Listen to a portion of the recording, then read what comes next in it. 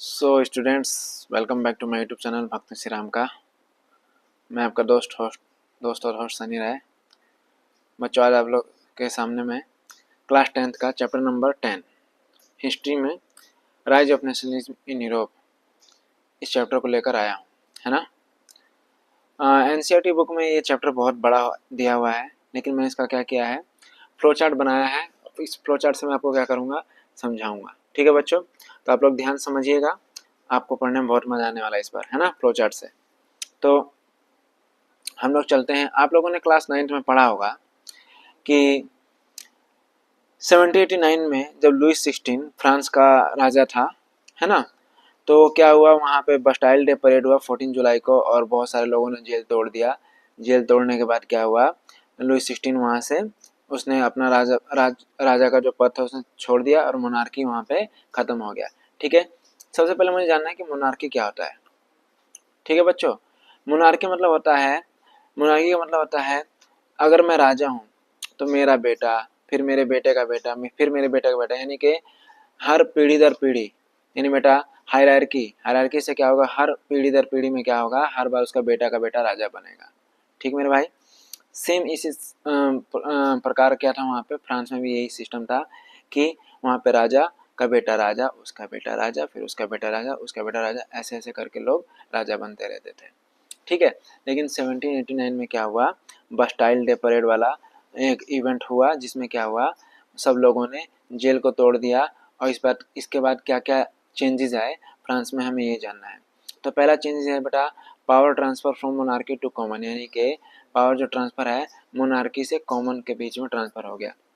आप लोग को पता है कि फ्रांस में 3 तरह के वो थे, लोग रहते थे, एक तो नोबेलिटी, क्लर्गी और बेटा पीजेंट, है ना, या कॉमनर्स। तो नोबेलिटी और क्लर्गी को कोई भी टैक्स नहीं देना रहता था, इनको हर चीज़ का एंजॉय करना था। और पीजेंट को या कॉमनर्स को सारा टैक्स देना पड़ता था और सारा इनको काम भी करना पड़ता, हर सारा काम इनको करना पड़ता और टैक्स वैक्स भी इनको देना पड़ता था। तो इनको क्या हो गया, इनके पास बहुत सारा लोड बढ़ गया। जब बार बार टैक्स बढ़ाएंगे तो क्या होगा, लोड बढ़ जाएगा। जब लोड बढ़ जाएगा तो इन्होंने क्या कर दिया, उसके खिलाफ अपना रिवोल्ट कर दिया। रिवोल्ट करने से क्या हुआ कि कॉमनर ने मोनार्की को हटा दिया, और हटाने के बाद क्या क्या चेंजेस आए, अब देखो बेटा हम उसको पढ़ना है। पहला चेंज क्या है, power transfer from monarchy to common, यानी कि पावर ट्रांसफर मोनार्की से किस पे आ गया, कॉमन पीपल के पास आ गया।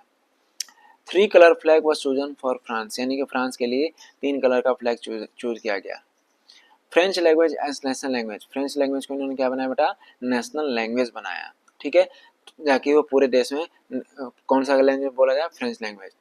न्यू नेशनल एंथम कंपोज, यानी कि एक नया नेशनल एंथम बना। आप सबको पता है किसी देश के लिए उसका नेशनल एंथम क्या होता है, बहुत ज़्यादा जरूरी होता है। तो यहाँ पे भी क्या बना, एक नया नेशनल एंथम बना। अब जो स्टेट जर्नल था, स्टेट जर्नल मतलब क्या है बेटा, जो दो क्लर्जी और नोबेलिटी थे उनको किस में चेंज कर दिया गया, नेशनल असेंबली में कन्वर्ट किया गया। किस में किया गया बेटा, नेशनल असेंबली में। और नेशनल असेंबली में कौन से लोग थे, कॉमनर पीपल से जो बना हुआ एक नया जो रूल था वो क्या होगा, नेशनल असेंबली में आया। Internal custom duty was abolished, internal custom duty यानी बेटा जब एक जगह से दूसरे जगह जाओगे, कोई कपड़ा खरीदोगे चाहे कुछ भी चीज़ करोगे तो आपको वहाँ पे क्या करना पड़ता था, टैक्स देना पड़ा था। उसको क्या कर दिया गया, अबोलिश कर दिया गया। क्या कर दिया गया बेटा, अबोलिश कर दिया गया। अब इसको, ये आपके 1 2 3 4 5 6 रूल्स हैं, इसको मैंने एक उसमें चेंज किया है, किसमें, एक ट्रिक में। अब हम ट्रिक को देखते हैं क्या वो ट्रिक है।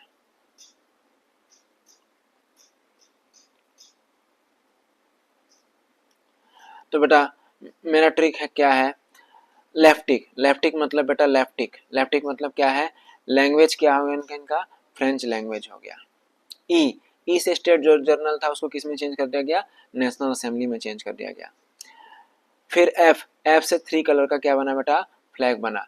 टी से मतलब द फादर, वहां पे ना जैसे हम लोग अपने भारत माता को भारत माता कहते हैं, वहां पे ला पैट्रिक या ला सिटीजन, यानी कि उनका जो देशभक्ति था और उनके जो सिटीजन थे, ला सिटीजन और ला पैट्रिक, ये हुआ।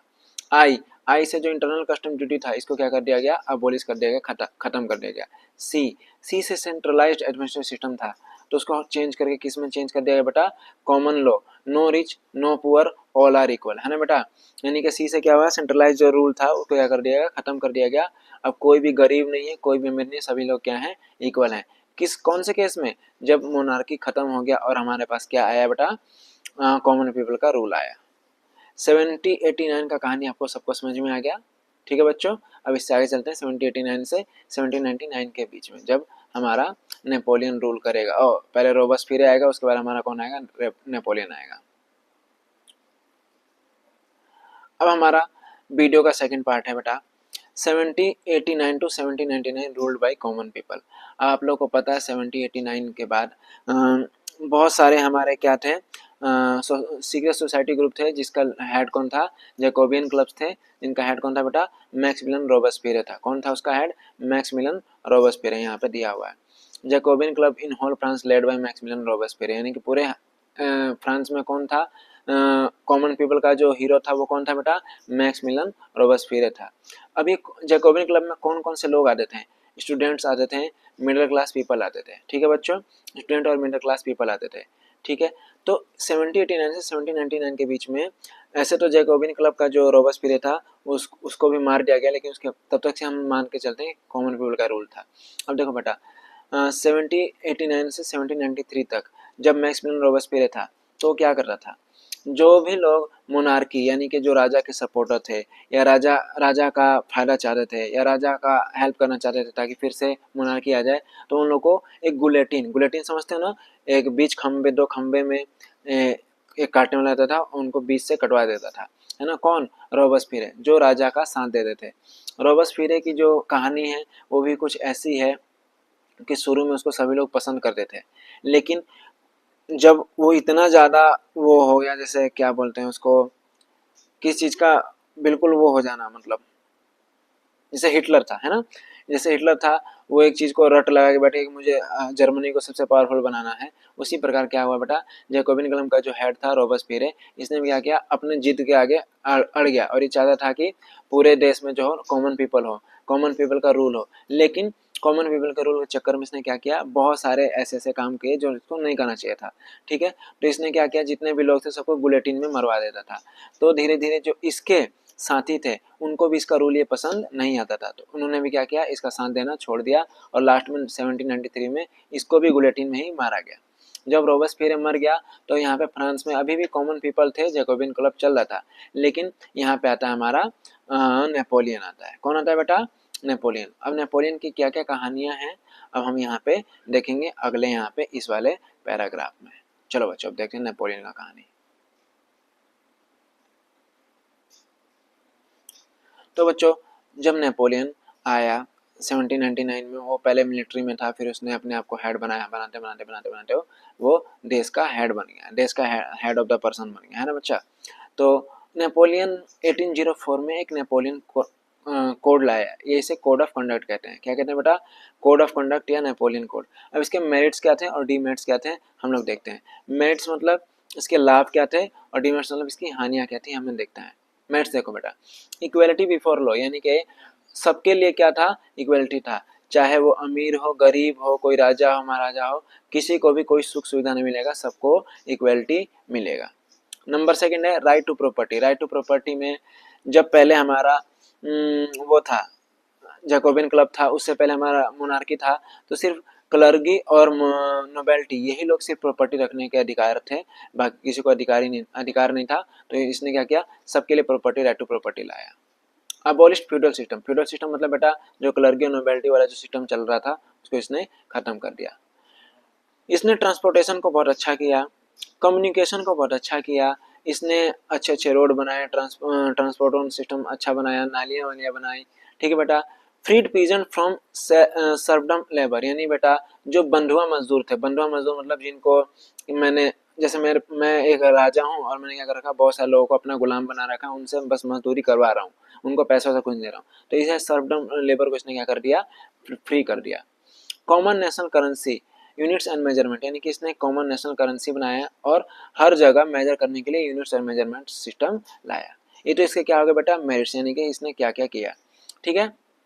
तो फिर से equality before law, right to property, feudal system खत्म किया, ट्रांसपोर्टेशन को अच्छा किया, कम्युनिकेशन को अच्छा किया, जो सर्वडन पे लेबर थे उसको हटा दिया गया, कॉमन नेशनल करेंसी लाया और बेटा यूनिवर्सल मेजरमेंट लाया। अब इसके डीमेरिट्स क्या थे? डीमेरिट्स मतलब क्या क्या इसकी हानियाँ थी। देखो बेटा, सबसे पहले इसने क्या किया, टैक्स को बढ़ाया। क्या किया बेटा? टैक्स को बहुत ज़्यादा बढ़ा दिया।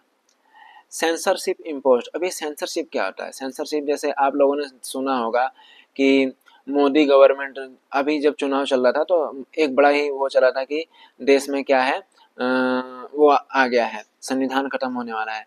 जो मोदी गवर्नमेंट है, जो न्यूज़ चैनल उसके उसका जो बड़ाई करते हैं उसको वो सपोर्ट करता है, बाकी जो बड़ाई नहीं करते हैं उसका जो बुराई करते हैं उसको वो सेंसरशिप लगाता है। सेंसरशिप मतलब बेटा एक इम्पोज कर देना कुछ भी ऐसा बर्डन जो उसको आगे ना बढ़ने दे। ठीक है बच्चों, तो उसने भी क्या किया, सेंसरशिप इम्पोज किया। सेंसरशिप इम्पोज का मतलब क्या किया इसने बेटा, जो भी राजा के खिलाफ या जो भी नेपोलियन के खिलाफ कुछ भी बोलेगा उसको या तो दबा दिया जाता था या उसको मार दिया जाता था। इतना बात समझ में आ गया।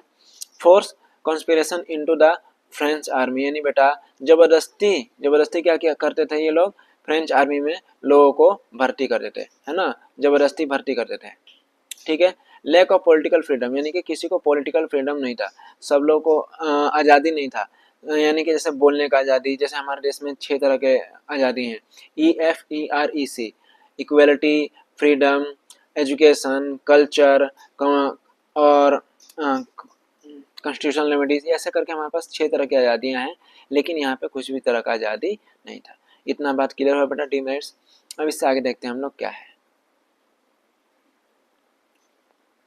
क्या बोल रहा है।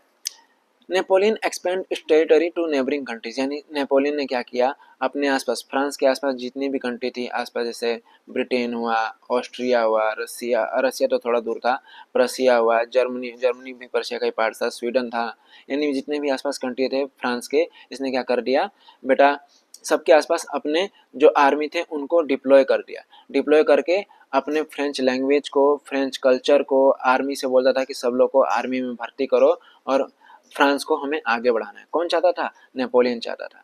ठीक है, ये क्या चाहता था बेटा, एक्सपेंड फ्रेंच लैंग्वेज, यानी कि फ्रेंच लैंग्वेज को एक्सपेंड करना चाहता। Other countries understood the Napoleon trick and so they formed a group.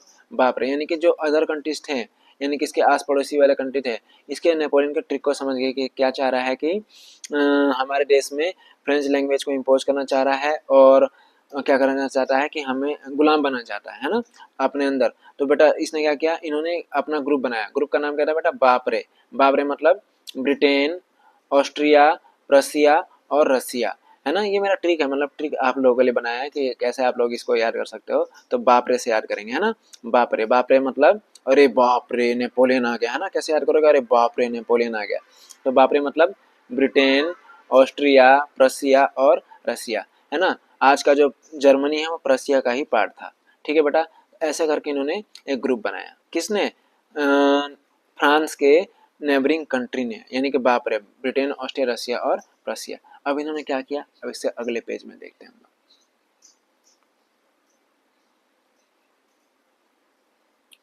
चलो बच्चों अब देखते हैं।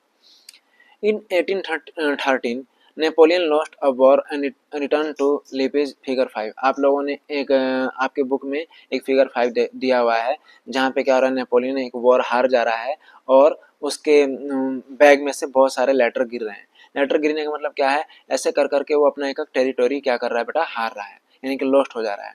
ठीक है, वो इस फिगर 5 में दिया हुआ है। अब इससे आगे देखो, 1813 खत्म हो गया, अब 1815 आया। 1815 में क्या हो रहा है बेटा, इन 1815 बापरे country together formed a group and battle with Napoleon, यानी कि 1815 में जो बापरे कंट्री, बापरे को कैसे याद करोगे, Britain, Austria, Prussia and Russia, इन्होंने एक अपना ग्रुप बनाया और बेटा इन्होंने इसके साथ एक बैटल लिया। बैटल का नाम क्या था बेटा? Battle of Waterloo. कौन सा था बेटा? Battle of Waterloo. कौन सा था बेटा? Battle of Waterloo. अब नेपोलियन क्या हुआ, बैटल ऑफ वाटरलू में हार गया और हारने के बाद इसको वहां से मार दिया गया, हटा दिया गया। ठीक है, जब बैटल ऑफ वाटरलू हार गया नेपोलियन, तो नेपोलियन तो था किसका, पहले वो कॉमन था, कॉमन पीपल था, लेकिन वो रिएक्ट ऐसे करने लगा जैसे वो कॉमन ना होकर बहुत बड़ा राजा हो, है ना। वाकई में वो राजा तो था, लेकिन उसने ऐसे हरकत की जिसकी वजह से क्या हुआ, उसको हारना पड़ा। अब वो हार गया। तो अब देखो बेटा, जब कॉमन पीपल रूल में थे, अभी कौन कॉमन पीपल का जो हेड था नेपोलियन वो हार गया, तो अब कौन से फिर से रूल में आ जाएंगे, फिर से हमारे कौन आ जाएंगे बेटा, मोनार्की वाले फिर से रूल में आ जाएंगे। ठीक है, जब नेपोलियन हार गया तो हमारा एक ट्रीटी ऑफ वियना हुआ। क्या हुआ बेटा, ट्रीटी ऑफ वियना। देखो ट्रीटी ऑफ वियना हुआ, इसका हेड किसने, इसका हेड कौन था बेटा, ड्यूक मेटरनिक। कौन था इसका head, Duke Metternich. Duke Metternich क्या चाहता था कि पूरे वर्ल्ड में क्या हो जाए, पूरे वर्ल्ड में हमारा बच्चों, ड्यूक मेटरनिक क्या चाहता था, ड्यूक मेटरनिक चाहता था कि पूरे हमारा जो आसपास कंट्री है सब में किसका रूल आ जाए बेटा, मोनार्की का रूल आ जाए। किसका आना चाहिए रूल, मोनार्की का रूल आना चाहिए। तो उसने क्या क्या किया, अब देखो जब 1815 में वाटरलू का बैटल हार गए तो उसके बाद क्या क्या हुआ, अब देखो।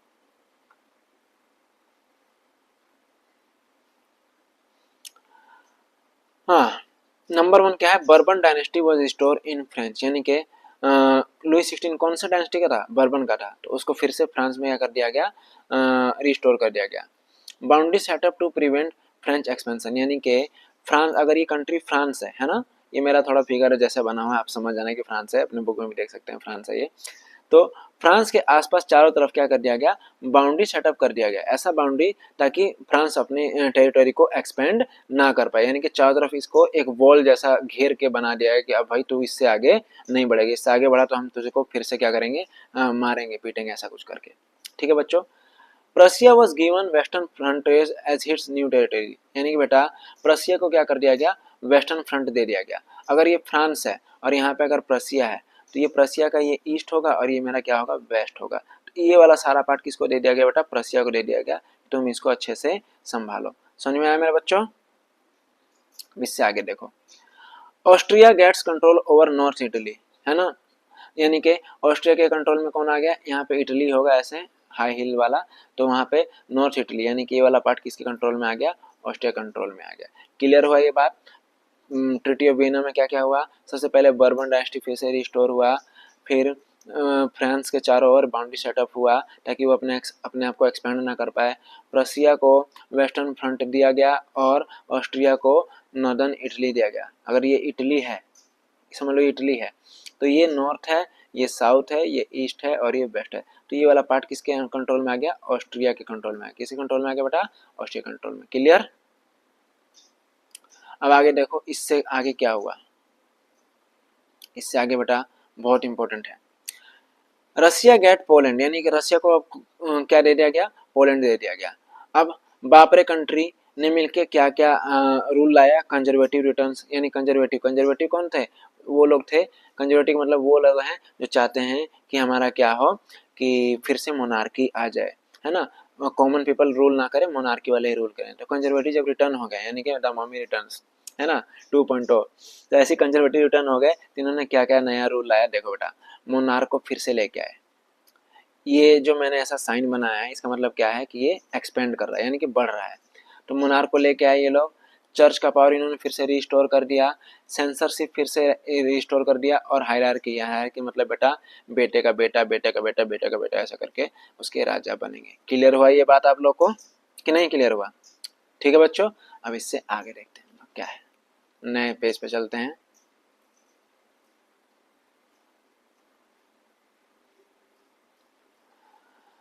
नए पेज पे है बेटा, यहाँ तक आपको क्लियर हो गया होगा कि 1815 में बैटल ऑफ वाटरलू हार गया। कौन, Napoleon, Napoleon battle of Waterloo हारा।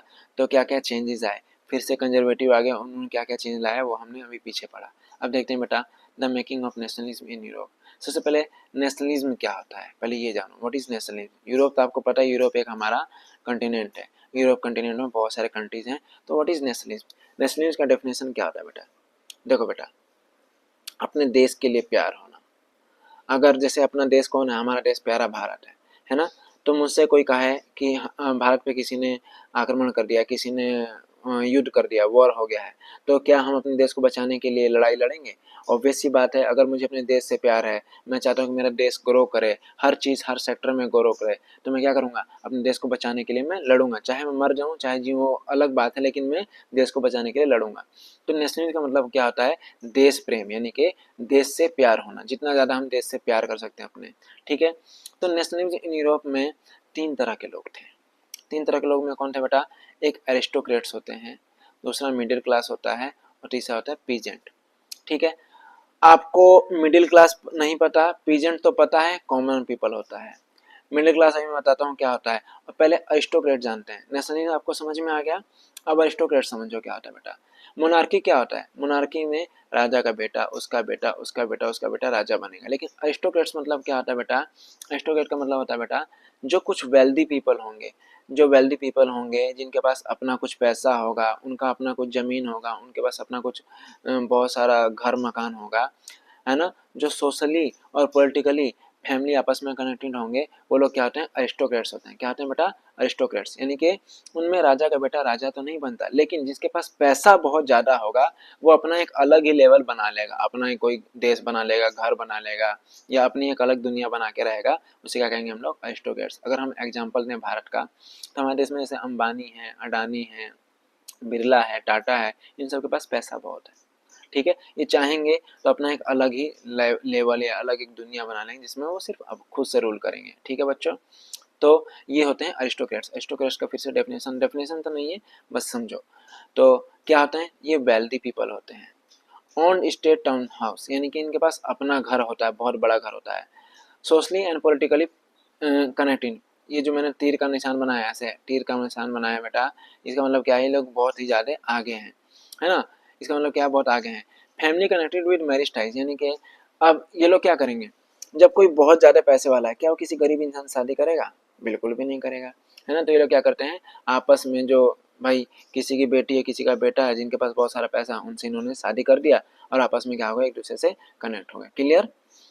Separate separate French, speak French, यानी कि लोग क्या करते हैं? इस फ्रेंच को बोलते थे, और लेस इन पॉपुलेशन, यानी कि आपको पता है अगर हमारे देश में भी 150 करोड़ जनसंख्या है, पॉपुलेशन 150 करोड़ है, 150 करोड़, तो उसमें से क्या सारे लोग अमीर हैं? ज़्यादा ज़्यादा 1 करोड़ में अमीर मान के चलता हूँ, लेकिन 149 करोड़ से लोग क्या हैं? या तो मिडिल क्लास में आ रहे हैं, बहुत ज़्यादा गरीब हैं। ठीक है बेटा, अब अरिस्टोक्रेट्स आपको समझ में आ गया। अब हम चलते हैं पीजेंट पे। अब पीजेंट क्या होते हैं? पुअर पीपल लैंड, इसका मतलब क्या है कि इनके पास लैंड नहीं है। क्या इनके पास लैंड नहीं है? पॉपुलेशन का क्या है? बहुत हाई है। और ये पावरफुल है? ये पावरफुल भी नहीं है, लोग पावरफुल भी नहीं है। यानी कि बेटा गरीब तो हर जगह से मारा जाता है। अब आगे देखो बेटा, अरिस्टोक्रेट्स, पुअर पीपल, उनके बीच में कौन से लोग आ गए हैं? मिडिल क्लास के लोग। अब मिडिल क्लास के लोग कैसे होते हैं? नाइदर रिच नॉर पुअर, ना ही तो अमीर होते हैं, ना ही ये गरीब होते हैं। एजुकेटेड होते हैं, ये लोग क्या होते हैं? एडुकेटेड, यानी कि इनके पास थोड़ा बहुत शिक्षा रहता है। शिक्षा के दम पे ये लोग क्या करते हैं? आगे बढ़ जाते हैं। जैसे इसके एग्जाम्पल क्या होंगे? बिजनेसमैन होंगे, प्रोफेशनल होंगे, प्रोफेशनल में डॉक्टर होगा, इंजीनियर होगा, और बहुत कुछ हो सकता है। इंडस्ट्रियलिस्ट होंगे, जिनके पास थोड़ा पैसा होगा, अपने आप को ग्रो करेंगे। ठीक है बच्चों, इतना बात समझ में आया? अरिस्टोक्रेट्स क्या होता है, मिडिल क्लास क्या होता है, पीजेंट क्या होता है। ठीक है, अब अरिस्टोक्रेट्स तो अपनी दुनिया में है, गरीब लोग अपनी दुनिया में हैं। इनको, गरीबों को कुछ किसी चीज़ से मतलब नहीं, अरिस्टोक्रेट्स को अपने पैसे से मतलब है। तो मिडिल क्लास क्या चाहता है ना? मिडिल क्लास क्या चाहता है? अब उसके लिए हम अगले पेज पर चलते हैं। मिडिल क्लास डिज़ायर क्या है बेटा? मिडिल क्लास डिज़ायर, ये बेटा मैंने अपना नोट्स बनाया है, अपने नोट्स से पढ़ा रहा हूँ। आप लोग चाहेंगे तो, अगर आप लोग को ये क्लास पसंद आएगा, अगर आप लोग बोलोगे, तो मैं ऐसे नोट्स बना के बहुत सारे चैप्टर आपको रिवाइज करा सकता हूँ, है ना। लेकिन पहले आप लोग इस वीडियो को अच्छे से लाइक करेंगे, सब्सक्राइब करेंगे, प्यार देंगे, तो ही मैं आगे वीडियो बनाऊंगा। अदरवाइज वीडियो बनाने का कुछ फ़ायदा नहीं है। फिर मैं एनसीईआरटी बुक से ही उसका पीडीएफ बना के आपको अच्छे से पढ़ा दूंगा। अगर आप लोग ऐसे कहोगे तो ऐसे चलेगा, अगर पीडीएफ चाहोगे तो पीडीएफ से पढ़ा दूंगा। ठीक है बच्चों, लाइन बाय लाइन। अब मिडिल क्लास का डिजायर क्या है, ऐसे पढ़ेंगे हम लोग बच्चों, तो हमारा बहुत सारा टाइम बचेगा, है ना। चलो फिर भी देखते हैं, आपका जैसा इच्छा होगा आप लोग कमेंट में बताएंगे कि आप लोग एनसीईआरटी का लाइन बाय लाइन पढ़ना चाहते हैं, कि आप लोग ऐसा नोट्स बना के पढ़ना चाहते हैं। और जो भी मैं पढ़ाऊँगा इसका नोट्स आप लोग को मेरे टेलीग्राम पे मिल जाएगा। आप लोग टेलीग्राम चैनल ज्वाइन कर लीजिएगा, लिंक मैं डिस्क्रिप्शन में दे दूँगा। ठीक है बच्चों, चलो मिडिल क्लास डिजायर, मैं भी अब लगता है यूट्यूबर बन ही जाऊँगा। National, nation unity. अब बेटा नेशन यूनिटी मतलब, नेशन मतलब क्या होता है? देश। यूनिटी मतलब क्या होता है? एकता, यानी कि सब लोग देश को कैसे आगे बढ़ाएंगे मिलके। देखो तो बेटा क्या होना चाहिए नेशन यूनिटी के लिए? सेम कल्चर, यानी कि बहुत सारे लोग हैं, जैसे अपना इंडिया है, इंडिया में बहुत सारे लोग हैं, बिहार है, वेस्ट बंगाल है, तमिलनाडु है, केरला है, पंजाब है, हरियाणा है, दिल्ली है, असम है, सबका अपना अपना अपना क्या है? कल्चर है। तो जो बिहार के लोग हैं उनका कल्चर क्या है? एक है। सेम लैंग्वेज, लैंग्वेज भी क्या होना चाहिए? सेम होना चाहिए। ट्रेडिशन भी सेम होना चाहिए, फोक डांस ईटीसी ये सब भी होना चाहिए नेशन यूनिटी के लिए, यानी किसी देश में कैसे कोई यूनिट होगा, यूनाइट कैसे होगा। जैसे मेरे देश पे किसी ने आक्रमण कर दिया या मेरे देश में कोई कमी आ गया तो हम लोग कैसे यूनाइट होंगे बेटा। जैसे आप लोगों को पता है जब अंग्रेज हमारे देश में आए थे तो हमारा देश कैसे यूनाइट हुआ था, हमारा कल्चर क्या है, हमारा लैंग्वेज क्या है, हमारा ट्रेडिशन क्या है, हमारे देश में कैसे फोक डांस होते हैं, क्या क्या पूजा पाठ होता है, ये सबसे हम क्या होते हैं एक दूसरे को यूनाइट करते हैं। ये बात क्लियर हुआ। अब देखो बेटा ये तो नेशन यूनिटी हुआ। अब लिबरल नेशनलिज्म, अब लिबरल मतलब क्या होता है, सबसे पहले नेशनलिज्म समझ में आ गया, देश प्रेम, देश के लिए प्यार होना। लिबरल का मतलब है बेटा जिसमें हम आपको क्या दें, बहुत सारा आज़ादी दें, फ्री रहने का आज़ादी दें, है ना। तो लिबरल का मतलब क्या होता है, आज़ादी देना। अब लिबरल नेशनलिज्म, इंग्लिश में थोड़ा कमजोर हूँ, मैनेज कर लेना आप लोग खुद से। लिबरल नेशनलिज्म का मतलब क्या था बेटा, एंड ऑफ एरिस्टोक्रेसी रूल, यानी कि लिबरल क्या चाहते थे कि जो मिडिल क्लास के लोग क्या चाहते थे, जो एरिस्टोक्रेसी रूल है, यानी कि जो बड़े बड़े लोग हैं जिनके पास बहुत सारा पैसा है, जिनका अपना अपना घर मकान बना, जिनकी अपनी एक दुनिया है, उनका रूल खत्म हो जाना चाहिए। फ्रीडम ऑफ इंडिविजुअल, यानी जितने भी इंडिविजुअल लोग हैं, चाहे गरीब हो, अमीर हो, बड़ा आदमी हो, चाहे बहुत पैसे वाला भी हो, सबको आज़ादी मिलनी चाहिए। इक्वलिटी बिफोर लॉ, यानी कि जो लॉ आए, यानी कि जो लॉ हो सबके लिए बराबर हो, यानी कि अमीर आदमी है तो उसने कुछ पैसा दिया वो छूट गया, ऐसा नहीं होना चाहिए, लॉ सबके लिए बराबर होना चाहिए। कॉन्स्टिट्यूशन एंड रिप्रेजेंटेटिव गवर्नमेंट, यानी कि जब जो गवर्नमेंट बनेगा उसमें जो कॉन्स्टिट्यूशन होगा और जो रिप्रेजेंटेटिव होंगे वो हर तरह से होने चाहिए, गरीब से भी, मिडिल से भी और एरिस्टोक्रेट से भी। क्लियर हुआ। और यहाँ पे इसमें भी क्या हुआ, इन्होंने विमेन को कोई हक जिसे कहते हैं ना बेटा, इन्होंने विमेन को कोई भी आज़ादी नहीं दिया था और मैन को सब कुछ आज़ादी था, है ना। ठीक है बच्चों, यहाँ तक समझ में आया। अभी हम चलते हैं नेक्स्ट पेज पर।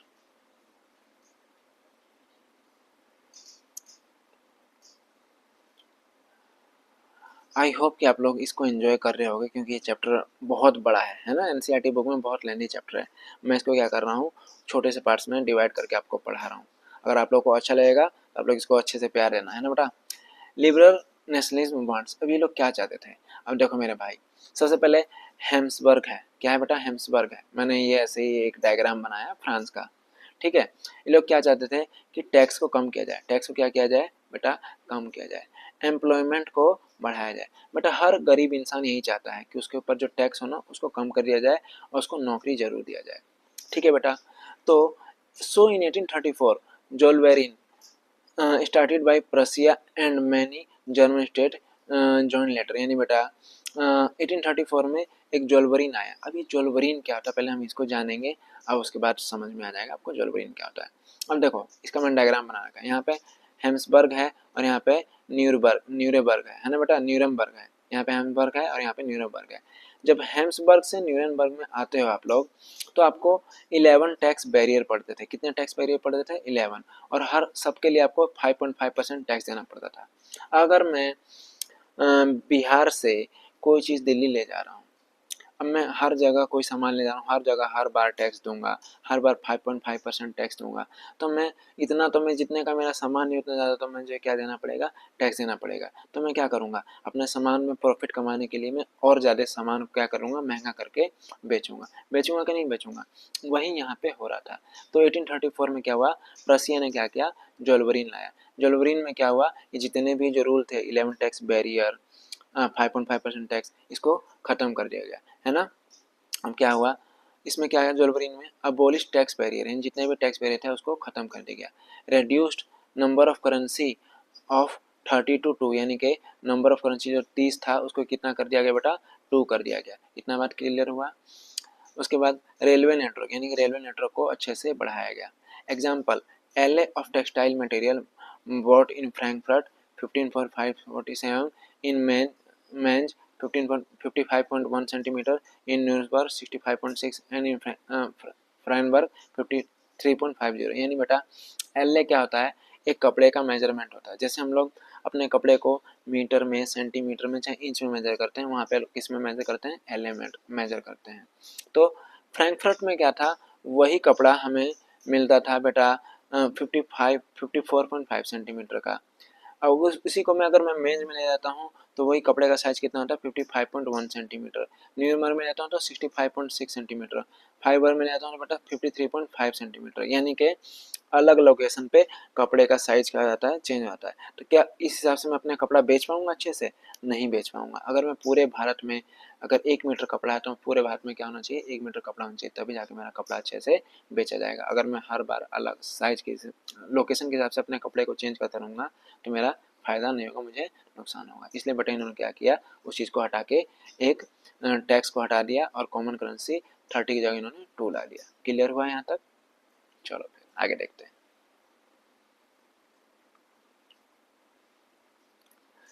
द रेवोल्यूशनरी, अब ये बहुत इंपॉर्टेंट है।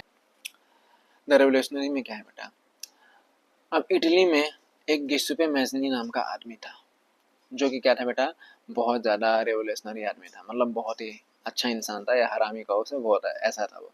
ठीक है, तो इसका मैंने ट्रिक कैसे बनाया है, गिउसेppe मैज़नी का क्या क्या रूल था, उसने क्या क्या किया, ये सब देखते हैं। तो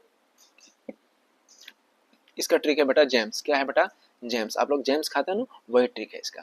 जेम्स मतलब बोर्न इन जेनेवा, कहाँ पे पैदा हुआ, जेनेवा में पैदा हुआ 1805 में, या 1807 में, किसी बुक में 1805, मतलब बुक में 1805 1807 दे रखा है, श्योर नहीं, लेकिन 1805 1807 है।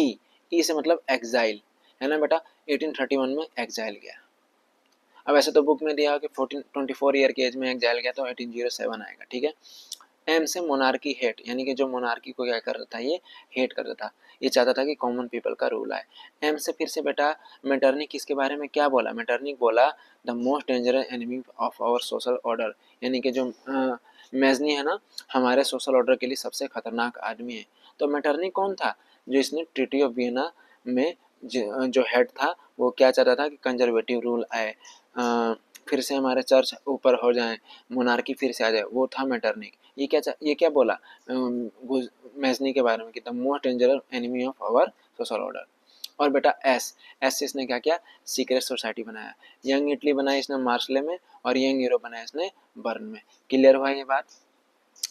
गिउसेppe मैज़नी के बारे में हर बार क्वेश्चन आता है, चाहे ऑब्जेक्टिव में है, चाहे 2 नंबर में है, चाहे 3 नंबर में, लेकिन क्वेश्चन जरूर आता है। ठीक है बच्चों, इसको कैसे ट्रिक से याद करोगे, जेम्स। जेम्स मतलब जर्मनी, जेनेवा में इसका बॉर्न हुआ। एम ई से मतलब बेटा एग्जाइल में गया 1831 में।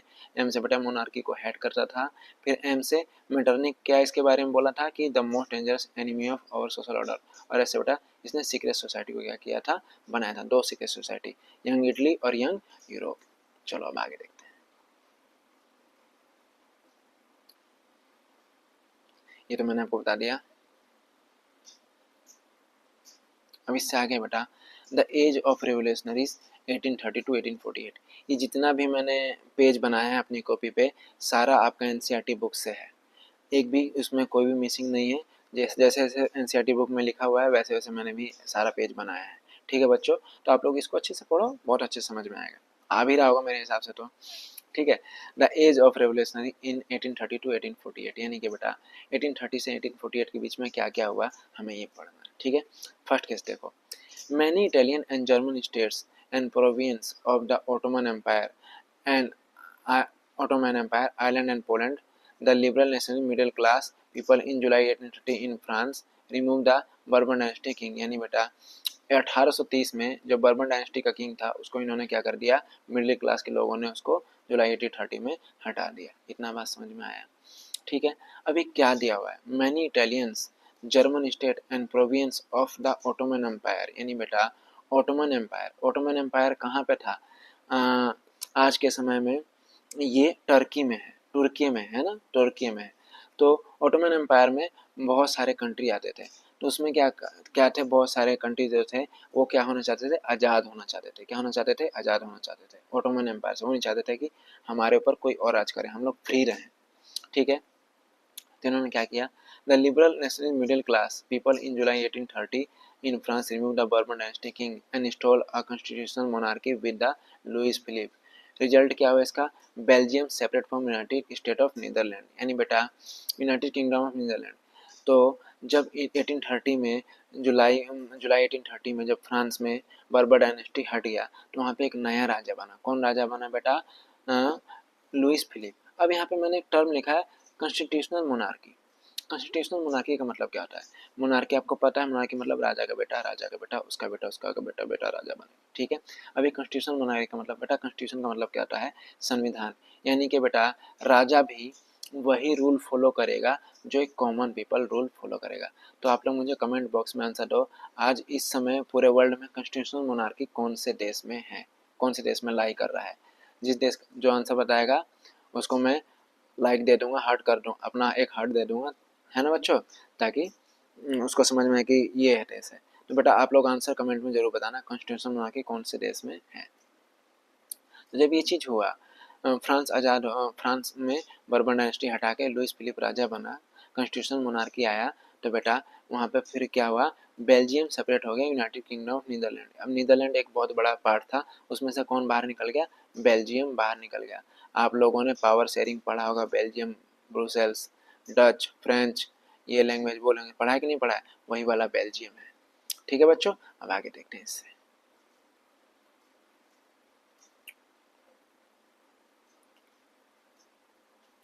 इन पोस्ट 1821, अब इन पोस्ट 1821 में क्या हुआ बेटा कि Greeks started struggle for independence from Ottoman Empire. अब ओटोमन एम्पायर समझ लो कि ये ओटोमन एम्पायर है और यहाँ पे कहीं क्या है बेटा? ग्रीस है। अब ग्रीस क्या चाहता है कि मुझे ओटोमन एम्पायर से क्या मिल जाए? आज़ादी मिल जाए, मैं ओटोमन एम्पायर के अंडर में नहीं रहना चाहता हूँ। तो इसने क्या किया बेटा? ग्रीस, अब Greece plus west European countries, अब वेस्ट यूरोपियन कंट्रीज मतलब फ्रांस, उससे इटली उटली सब इन्होंने मिलकर क्या किया? ग्रीस का हेल्प किया, और हेल्प करके इन्होंने बेटा क्या किया? 1832 में ट्रीटी ऑफ कॉन्स्टेंटिनोपल में ग्रीस को इंडिपेंडेंट नेशन बनाया गया। इतना बात क्लियर हुआ कि नहीं हुआ? यानी कि 1830 में ग्रीस को क्या बना दिया गया? इंडिपेंडेंट नेशन बना दिया गया। ग्रीस को आज़ाद कराने में यूरोपियन कंट्री ने हेल्प किया था, ठीक है बच्चों। इतना बात समझ में आया? चलो अब आगे देखते हैं। The romantic imagination of national feeling. अब ये रोमांटिक इमेजिनेशन क्या होता है ना? रोमांटिक मतलब ये नहीं कि गर्लफ्रेंड बॉयफ्रेंड वाला रोमांटिक, है ना। रोमांटिक इमेजिनेशन का मतलब होता है बेटा अपने देश के लिए जान न्यौछावर, यानी कि जान भी अगर मेरा कोई मांगे ना मेरे देश के लिए, तो आराम से खुशी खुशी दे दूंगा, ठीक है बच्चों। अब देखो रोमांटिज्म मतलब क्या होता है?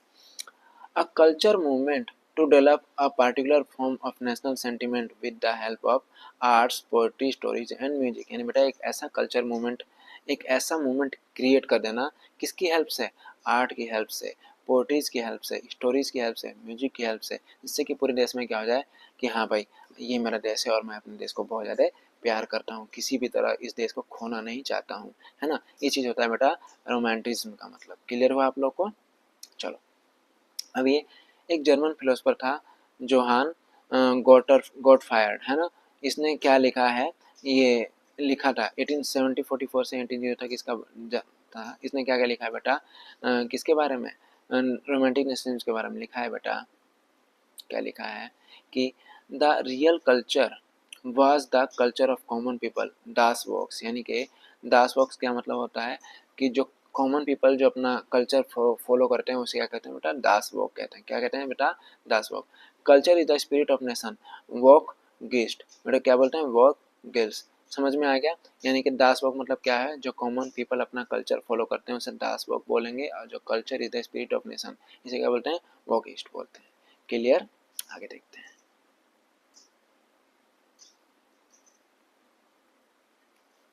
अब क्या था? तो बच्चों 1831 में अब रेवोल्यूशन हुआ, है ना। जैसे 1830 में 1832 में ट्रीटी ऑफ कॉन्स्टेंटिनोपल हुआ। अब क्या हुआ? अब देखो यहाँ पे मैंने जब 1815 में आपको ट्रीटी ऑफ वियना बताया था, तो वियना में बताया था कि नदर्न इटली का पार्ट जो था वो ऑस्ट्रिया के हाथ में आ गया, फ्रांस का कुछ पार्ट, वेस्टर्न पार्ट प्रशिया के पार्ट में आ गया, और पोलैंड को किसने कब्जा लिया बेटा? जर्मनी ने कब्जा, रशिया ने कब्जा लिया। अब रशिया ने क्या क्या किया पोलैंड में, अब हम ये लोग देखते हैं। अब ऐसे तो आपके बुक में पूरा एक पेज है, लेकिन उसको मैंने सिर्फ इतने से में ही क्या किया है? कवर किया है। अब देखते हैं क्या होता है बेटा। इन 1831 जो रेवोल्यूशन हुआ उसमें क्या हुआ? पोलैंड पर रसिया ने कब्जा कर लिया। अब रसिया क्या चाहता है कि पोलैंड में जो पोलिश लैंग्वेज है वो ना बोला जाए। कौन सा लैंग्वेज बोला जाए बेटा? रशियन लैंग्वेज बोला जाए। कौन सा लैंग्वेज बोला जाए? रशियन लैंग्वेज बोला जाए। इतना बात क्लियर हुआ? वो रशियन कल्चर को, रशियन लैंग्वेज को क्या करना चाहता था, पोलैंड पे क्या करना चाहता था, इम्पोज करना चाहता था। क्या करना चाहता था, इम्पोज करना चाहता था। तो जो लोग रशियन लैंग्वेज नहीं बोलते थे, जो लोग रशियन कल्चर को फॉलो नहीं करना चाहते थे, उनको ये क्या कर देता था, रशिया कंट्री जेल में डाल देता था। अभी जेल कहाँ पे है बेटा, सर्बिया में है। सर्बिया कहाँ पे है, दुनिया की सबसे ठंडा जो कोल्डेस्ट प्लेस है ना वर्ल्ड में, वहाँ पे सर्बिया में है। तो ये लोग क्या कर रहे थे, वहाँ पे सर्बिया में लोगों को भेज देते थे। लोग वहाँ पे उनको खाना नहीं मिलता था, ठंड से मर जाते थे, है ना बच्चों। तो इसलिए वो क्या कर रहे थे, पोलैंड पे कब्जा करना चाहते थे। अब बेटा जाहिर सी बात है, मेरे पास कुछ कब्जे में आ गया तो मैं क्या करना चाहता हूँ, थोड़ा सा और मिल जाए, थोड़ा सा और मिल जाए। ऐसे क्या करते थे, हमारे अंदर आ जाता है कि अरे यार बहुत सारा मिल जाना चाहिए, पावर आ जाना चाहिए, इम्परलिज्म आना चाहिए मेरे पास। ठीक है बेटा, this shows that so language is a symbol of nationalism. इसका मतलब क्या है, जो पोलैंड के लोग थे उन्होंने रशियन लैंग्वेज को बोलने से मना कर दिया, उनके कल्चर को फॉलो करने से मना कर दिया। इसका मतलब क्या है, वो चाहते थे कि पोलैंड में पोलिश लैंग्वेज बोला जाए। कैसे लैंग्वेज बोला जाए, पोलिश लैंग्वेज बोला जाए। इसका मतलब क्या है, जो लैंग्वेज है वो भी क्या है, एक कल्चर है, एक सिंबल है किसका, नेशनलिज्म का। नेशनलिज्म मतलब क्या होता है बेटा, अपने देश के लिए प्यार होना, है ना बेटा। अब इससे आगे देखते हैं अगला topic,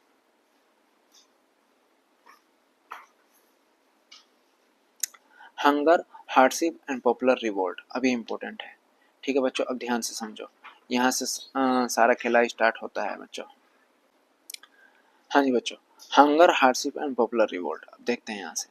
in 1830 economic crisis in Europe, यानी बेटा 1830 में एक इकोनॉमिक क्राइसिस आया। कहाँ पर आया, यूरोप में आया।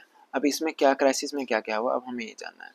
एक तो बेटा जो पॉपुलेशन था वो धीरे धीरे क्या होने लगा, बढ़ने लगा। इतना बात समझ में आ रहा है, क्योंकि जैसे जैसे टाइम बढ़ेगा पॉपुलेशन भी बढ़ेगा। जो पॉपुलेशन बढ़ेगा तो जॉब क्या होने लगेगा बेटा, डिक्रीज होने लगेगा, यानी कि घटने लगेगा। जब जॉब जॉब डिक्रीज होने लगेगा तो अनएम्प्लॉयमेंट मतलब बेटा बेरोजगारी क्या हो जाएगा, बढ़ जाएगा। ये चीज एक चीज हुआ 1830 में। फिर people village move to city, यानी कि जो गांव के लोग थे वो शहर की तरफ जाने लगे। क्यों, ताकि उनको कुछ पैसा कमाने का अवसर मिल सके, अपॉर्चुनिटी मिल सके, ताकि वो लोग क्या करें, कुछ पैसा कमाएं, ताकि उनके पास खूब सारा पैसा है तो फिर मजा कर सकें। फिर एक और क्या हुआ, बैड हार्वेस्ट, यानी कि उस साल क्या हुआ, बहुत ही हार्वेस्ट जो फसल था वो क्या हो गया, हमारा पूरा खराब हो गया। और सबसे इम्पोर्टेंट इसको जरूर मार्क कर लेना, सबसे इम्पोर्टेंट है ये टर्म। कौन सा बेटा, ये वाला term, competition from goods of England, यानी कि बेटा जो इंग्लैंड में जो गुड्स था, यानी कि इंग्लैंड में जो सामान था वो बहुत ही सस्ता बनता था। क्यों, क्योंकि वहाँ पे इंडस्ट्रियल रेवोल्यूशन आ चुका था। इंडस्ट्रियल रेवोल्यूशन आ गया था तो वहाँ पे जो मशीनें थी, मशीनों से बड़ी बड़ी फैक्ट्री में बड़े बड़े मशीनों से सामान बनता था। एक बार में लाखों सामान बनता था। जब सामान बहुत ज़्यादा, यानी कि जो भी गुड्स है वो बहुत ज़्यादा बनेगा तो कॉस्ट क्या हो जाएगा, उसका कम हो जाएगा। तो इंग्लैंड क्या करता था, अपने आसपास सभी देशों में अपने सामान को बेच देता था। तो बेटा अगर मुझे कोई चीज़ 10 रुपये का मिल रहा है और वही चीज़ दूसरे देश से मुझे 2 रुपये का मिल रहा है, तो मैं क्या करूँगा, 2 रुपये में लूँगा कि नहीं लूँगा। तो बेटा इसलिए क्या हुआ, competition from goods of England ये हमारा क्या होगा, बहुत ज़्यादा बढ़ गया। तो इसकी वजह से क्या हो गया, जो लोकल मर्चेंट थे, जो लोकल जो दुकानदार थे, शॉपकीपर थे, उनको इस चीज़ का बहुत ज़्यादा गुस्सा आने लगा कि यार हमारा सामान तो नहीं कोई खरीद रहा है और इंग्लैंड का सामान सारा खरीद रहा है। इसलिए उन्होंने क्या किया बेटा, इन 1845 4 जून 2 PM सेलेसिया रिवोल्ट, इसका क्या नाम है बेटा, सेलेसिया रिवोल्ट। कुछ वीवर्स कॉन्ट्रैक्टर के घर पर हमला कर दिया, है ना बेटा। कुछ वीवर्स ने क्या कर दिया, कॉन्ट्रैक्टर घर पे हमला कर दिया। कॉन्ट्रैक्टर वहां से भाग गया और 24 घंटे में फिर बेटा वो 24 घंटे बाद आया आर्मी को अपने साथ लेकर। ठीक है, जब वो आर्मी को अपने साथ लेकर आया तो उसने बेटा आर्मी ने क्या किया, 11 वीवर्स को क्या कर दिया, मार दिया। जब 11 वीवर मर गए तो यहाँ से क्या हुआ, वीवर का थोड़ा सा वीवर लोग डर गए कि यार फिर हमारे 11 लोग मर गए, अब क्या होगा। ठीक है बच्चों, अब इससे आगे देखते हैं।